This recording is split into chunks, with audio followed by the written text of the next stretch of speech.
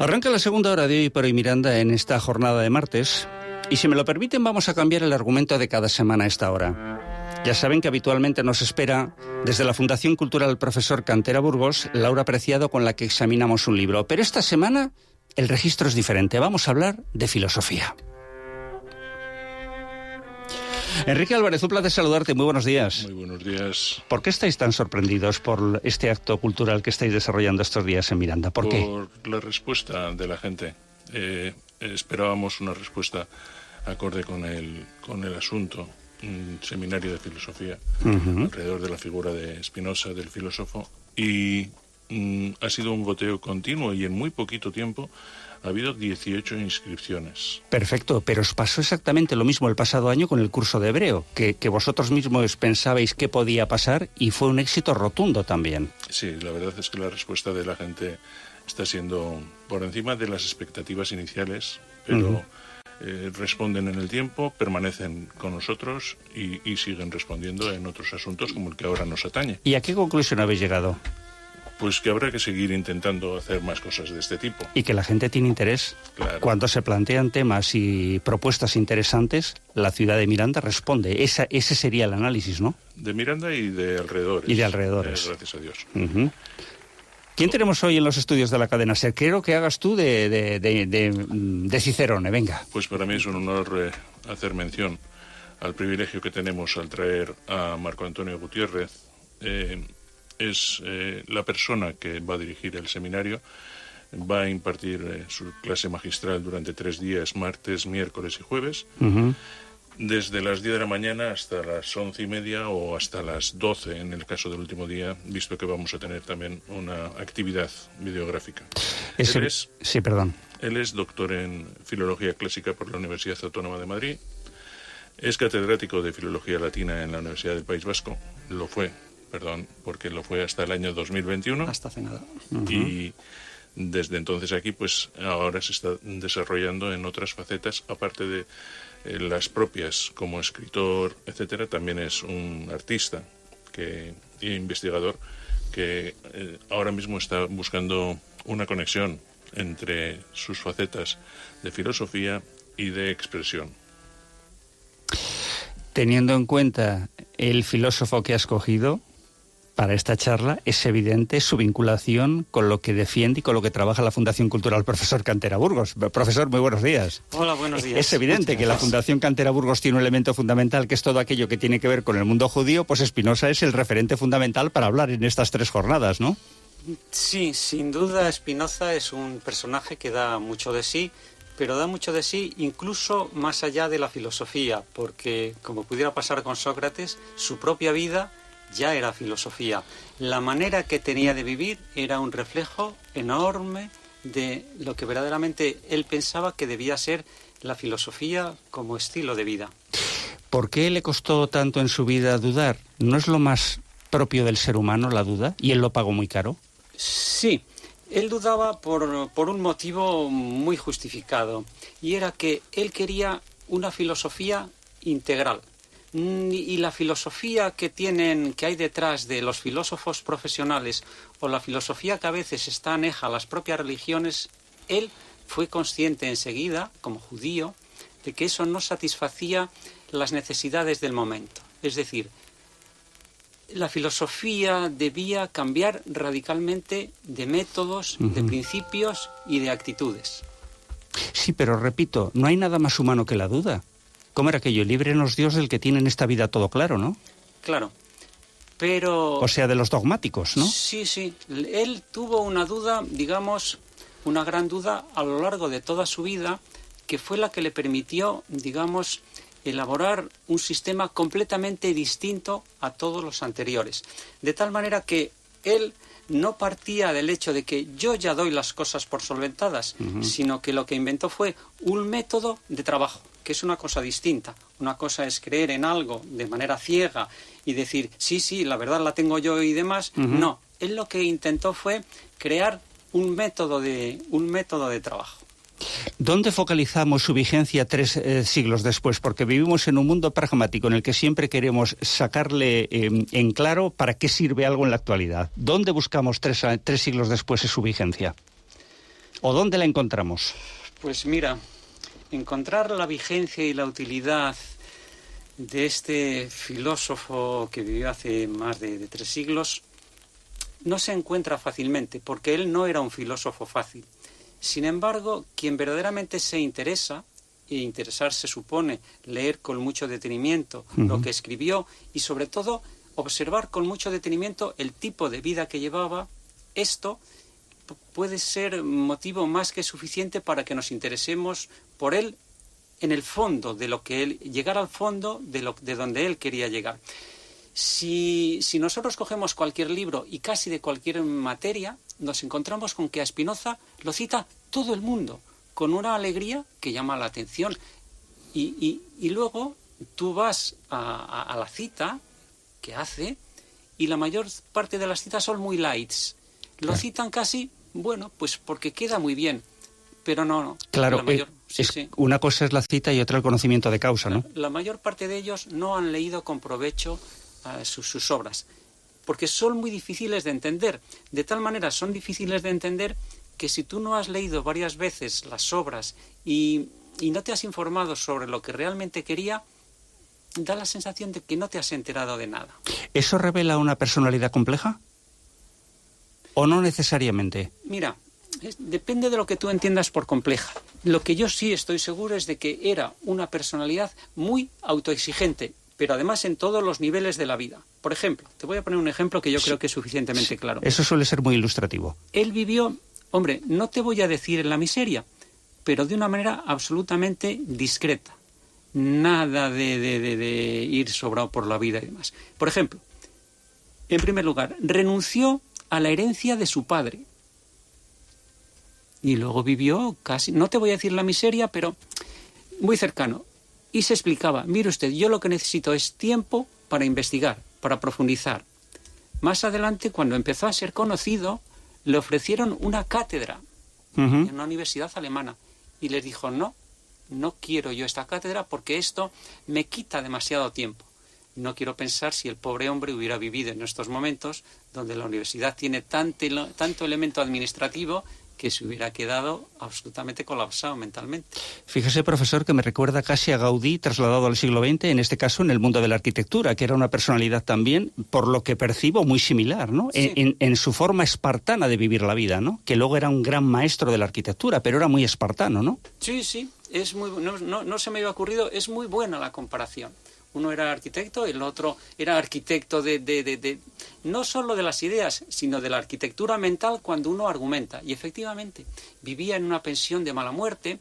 Hay que tener en cuenta que durante mucho tiempo estuvo viviendo en Ámsterdam, pero le parecía una ciudad que le desbordaba tanto que decidió marcharse a algo más discreto. Se marchó a un pueblo, luego a otro, y los pueblos se le quedaban como muy pueblos, y al final recaló en La Haya, y allí es donde realmente hizo su obra más importante. O sea que vivió en el terreno del luteranismo, no precisamente del judaísmo, ¿no? Sí, bueno, mira, ya que me citas esto, vamos a ver, se dio una circunstancia curiosísima. El que le atendía en casa, el jefe de la pensión, era muy religioso, tenía no sé cuántos hijos y además era muy de misa, de comunión diaria prácticamente y demás, pero para su desgracia llegó, bueno, porque se han hecho unas cuantas memorias de su vida y la persona que ha hecho la más importante, la más extensa y demás, resulta que era esto, un luteranista convencido y demás, que por casualidad lo conoció primero en La Haya, primero en Ámsterdam, lo conoció muy de cerca y demás, luego se trasladó a la otra parte y volvió a coincidir. Se hizo muy amigo del que llevaba la pensión y demás, y gracias a eso sabemos detalles absolutamente ínfimos. ¿Tú crees que es normal saber que un día tomó un vaso de agua, una sopita y no sé qué, y cada cosa tenía su precio, 0,x céntimos, no sé qué, lo que fuera? Pero claro, esto no es ni positivo ni negativo. El problema está que la filosofía de él no le gustaba en absoluto. Yeah. Él era, digamos, un monje convencido que no quería renunciar ni lo más mínimo, digamos, a toda la carga teológica que tenía a sus espaldas, y lo veía y lo dice literalmente en algún momento, como un ser maléfico. Pero fíjese, profesor, la literatura, la filosofía, uno de los objetivos que tiene para mí es romper también esquemas y barreras mentales, ¿no? Me parece fundamental, precisamente, ¿no? El avance del pensamiento. Y entonces a veces encontrar opiniones contrapuestas, a mí siempre me ha parecido que enriquecen cualquier tipo de mensaje y cualquier forma de entender la vida, ¿no? Claro, él era un fanático, pero también puedo contar otra cosa sobre otro... En el siglo XIX, Newey, que era un obispo muy importante inglés, sí, escribió unos sermones que son literatura, los llama sermones y demás, y en uno de ellos, creo recordar que era el tercero, son sermones largos, son sermones literarios, lo dedica prácticamente a Spinoza, y empieza a hablar, empieza a comentar qué bien lo hace, qué importante es, esta línea que él sigue es estupenda y demás. Y yo a medida que lo iba leyendo, recordé esa táctica que los periodistas, los columnistas, conocen muy bien. Si a alguien le voy a atacar, yo empiezo alabándole, y al final, en el último momento, en la última línea, ¡zas! ¡Zas! Bien. El golpe de gracia, pues ¿no? Resulta que yo lo iba leyendo y yo no me podía creer que un obispo hablará tan bien de él. Esto es imposible. Claro, el estilo inglés, ¿no? Esto yo creo que forma parte de la arquitectura discursiva de los ingleses. Es su idiosincrasia. Su idiosincrasia. Y el último tercio le da un varapalo. Que no puedes creerte que lo anterior fuera todo tal. Llega un momento en el que dice, sí, todo está muy bien. Pero, además, no estaba del todo mal argumentada la primera parte. La cuestión es que en un momento determinado rompe el discurso y dice, sí, pero aquí falla algo. ¿Y qué es lo que falla? Pues lo que falla es que solo tiene una solución, a saber, el dogma teológico de la religión cristiana, Entonces, todo era contraproducente. Bueno, no siempre la filosofía ha tenido como base solucionar los problemas, sino ponernos sobre la mesa, dar puntos de vista y dejar abierta la posible solución o la interpretación de aquella persona que en un determinado momento, por ejemplo, lea a un autor, ¿no? Sí. No siempre ha dado respuestas a los problemas del hombre. Lo que hace la filosofía, o por lo menos yo lo entiendo, es que coloca muy bien el hombre ante su realidad, ante su espejo, ¿no? Claro. Eso lo ha hecho siempre muy bien históricamente, ¿no? Sí, eso es lo que le corresponde a ella, dar soluciones. El problema un poco de él es que escribe de una manera que, digamos, es la puerta a la modernidad porque él tiene una visión holística de lo que debe ser la filosofía como ciencia. Es decir, no se trata de que yo intente explicar esto, lo otro, lo de más allá. Se trata de que primero yo establezca un esquema, una arquitectura, digamos, argumentativa, tal que se sostenga. Tal que cuando yo empiece a argumentar no se me caiga de un momento a otro. Sí, está claro. Y a partir de ahí, claro, si enfrentamos, digamos, la arquitectura que él quería con la arquitectura discursiva de un obispo, en este caso, que recurre cuando llega el momento crítico a un dogma, entonces es incompatible. Siendo consciente el obispo de la fuerza que tenían en ese momento en la realidad europea. Sí, perfectamente que tenía, consciente. es decir, Sí. Un obispo no era cualquier persona cuando hacía un argumentario, en este caso en contra de Spinoza, no era un cualquiera, ¿eh? No, y menos este obispo que era muy reconocido y demás, que había escrito, todo el mundo estaba pendiente a ver cuándo publicaba los siguientes sermones, porque yo creo que los que estaban debajo de él en el escalafón, hombre, no sé si lo leían literalmente, pero vamos... Eso está claro, ¿no? Sí, Por cierto, ¿le ha sorprendido, a mí no tanto, el hecho de que haya tenido una respuesta tan satisfactoria un evento de estas características que al final no deja de ser una especie de curso de verano, ¿no? Pero a mí me parece que cuando, se lo decía Enrique en la presentación, ¿no?, cuando se hace un evento y se indaga en cuestiones interesantes, la opinión pública responde. Yo creo que estamos todos ahí un poco apaciguados, un poco escondidos en el día a día, pero cuando nos ofrece algo de interés, yo creo que la sociedad responde. Tiene interés por aprender cosas nuevas, ¿no? Sí, en principio debo responder que sí. Vamos a ver mañana, cuando veamos un poco el perfil de los que llegan, porque claro, yo quisiera que fuera un perfil transgeneracional. Quiero decir, sí, entendido. A ver si los jóvenes también logramos que se enchufen un poco a la labor cultural de un cierto nivel y que digan, pues esto tampoco está mal. Lo que pasa es que, profesor, la política ha hecho mucho en contra de la filosofía, ¿estamos de acuerdo? Sí, en los sistemas educativos, la filosofía, que a mí me parece una asignatura fundamental, sobre todo en la etapa de desarrollo de una persona, prácticamente se haya laminado en el sistema educativo español, ¿no? Es un auténtico problema, porque si hay algo que es importante en estos momentos, donde acceder a la información es tan fácil, realmente lo difícil es la discriminación. Si eliminamos la filosofía, que debe cumplir esta misión. Claro, otra cosa es que hubieran dicho, estos planes de estudios, sobre todo en bachillerato, o como lo llamen ahora, deben ser modificados y adaptados. Eso sí hubiera sido un gran acierto, pero eliminarlo, claro. No. ¿Es que hay algo más bonito en el ser humano que fomentar el espíritu crítico? A mí me parece que es lo fundamental y lo que consigue precisamente que los seres humanos y por extensión las sociedades evolucionen. ¿Estamos de acuerdo? Es que si no tenemos espíritu crítico no hay madurez en la sociedad. No hay madurez en la sociedad, ¿no? Y tengo la sensación que esa eliminación puede ir en ese sentido. Y subrayo, antes de entrar en antena se lo decía, profesor, a mí es una de las asignaturas que más me marcó el entonces BUP, que sí. Formó parte de esa generación. Sí. Es que yo soy anterior al BUP. Al BUP. Por eso no conozco los detalles del Bueno, BUP. pues el caso de BUP, yo recuerdo que era una de las asignaturas que a mí me marcó especialmente, fundamentalmente, porque me enseñó a pensar. ¿Hay algo más bonito que enseñar a un ser humano a pensar y a discriminar las informaciones que recibe y, subrayo, a desarrollar ese espíritu crítico? A mí me parece que no hay nada más interesante o más importante que eso, ¿no? Sí, bueno, es tan importante que yo mañana no voy a ir a dar una lección magistral, sino que voy a intentar que se la den ellos a sí mismos. Yo voy a empezar a poner problemas encima de la mesa y les diré, ¿qué pensáis de esto? ¿Qué no pensáis? Uh-huh. Si pensáis esto, ¿qué, digamos, ¿a dónde conduce esta opinión? Y si conduce a un buen sitio, está muy bien. Pero ¿y si resulta contradictoria? Tendréis que buscar otra salida. Es decir, pedimos opiniones, pero razonadas. Sí. Pedimos capacidad. Argumentadas, claro. Que es capacidad raciocinio del ser humano, ¿no? Esto es. Mira, si yo intentara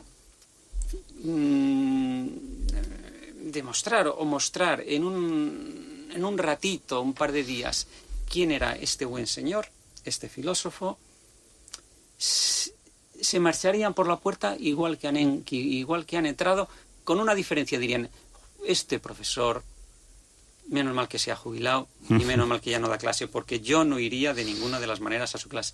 Me han dicho que mañana va a estar presente una alumna que yo tuve aquí, porque yo fui aquí catedrático del instituto cuando yo era muy joven, tenía 24 años, estuve aquí 3 años y parece ser que va a venir una exalumna. O sea, se va a reencontrar el profesor con la alumna. No sé lo que pensará de mí. Bueno, pues como todo, que ha evolucionado, probablemente ya en el pensamiento, y el profesor evidentemente también a lo largo de los años, ¿no? Por pura lógica, ¿no? Sí, no la recuerdo, no sé, supongo que la aprobaría, ¿sabes? No, aprobó ella, el profesor no aprobó. Yo siempre digo, el profesor no aprueba. Sí, eso intento yo. Porque eso intento. Eso sería tema de otra conversación. Cuando un alumno suspende y dice, me ha suspendido el profesor. No, el que ha suspendido eres tú, ¿no? Normalmente has suspendido tú, efectivamente. Profesor, pues gracias por este ratito en la radio, y yo siempre digo lo mismo. Si la radio sirve para que fomentemos el espíritu crítico, bienvenido sea, ¿no? Porque también es una de nuestras misiones, ¿no? Ofrecer información a la opinión pública y que luego ellos discriminen qué les gusta y qué no les gusta, pero fomentar eso, el espíritu crítico, que a mí es lo que nos parece, lo que nos hace más personas a todos. Bienvenido a Miranda y que sea todo un éxito, ¿vale? Pues nada, muchas gracias y a vuestra disposición. Un abrazo.